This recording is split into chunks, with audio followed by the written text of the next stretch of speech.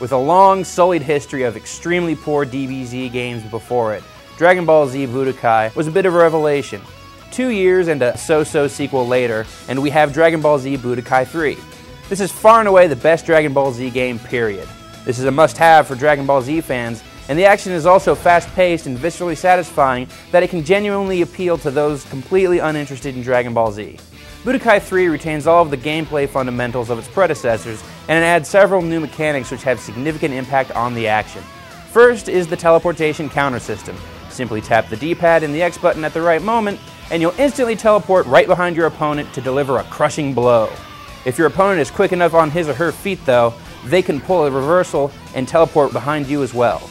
This little teleport maneuver can also be used to pop up behind your opponent after they've been knocked through the air and then ping-pong them back and forth a few times.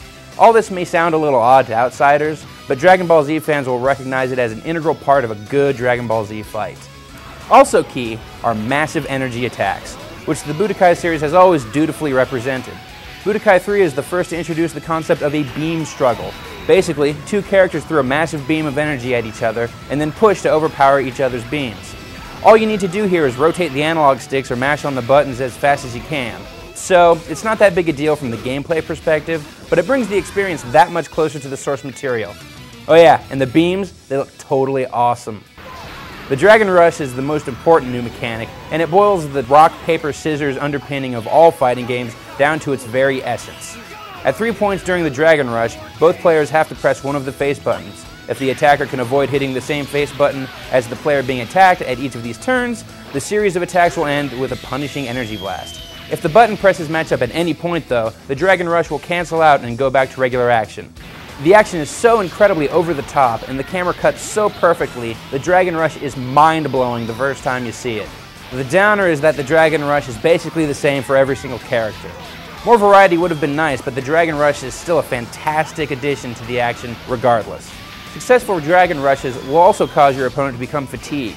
Now if your opponent's color-coded fatigue meter goes red and you're in hyper mode, it's a great time to launch your ultimate attack finishing move. Like the Dragon Rush, the ultimate attack goes for incredibly over-the-top dramatic cuts, and the attacks themselves are downright ludicrous. What's really interesting about all of the changes made to the gameplay in Budokai 3 is that they make the action slightly more technical, but they're not for the sake of making the game more like other fighting games. Instead, they're done to make the game feel as much like the show as possible. In this respect, Budokai 3 is quite successful. Budokai 3 replaces the crummy board game found in Budokai 2 with Dragon Universe, which feels more like the story mode in the original Budokai, except that it's made up of individual stories. Ultimately, it's a wrapper for a series of fights with specific opponents, but exploring the overworld can net you some cool little extras. The Dragon Universe also introduces an RPG element, allowing you to customize your character's performance as you progress. There are definitely some chinks in the armor, such as the way story sequences are relayed, with still frame shots of characters and voiceovers, but it's still better than the tedious Dragon World mode that was found in Budokai 2. There's also basic one-on-one duel mode and a ladder-style tournament mode, and with all of these different modes and a font of unlockable characters, costumes, and environments, Budokai 3 has incredible lasting value whether you're playing by yourself or against your friends. The gameplay in Budokai 3 already makes it the most fun entry in the series, but the visuals really seal the deal.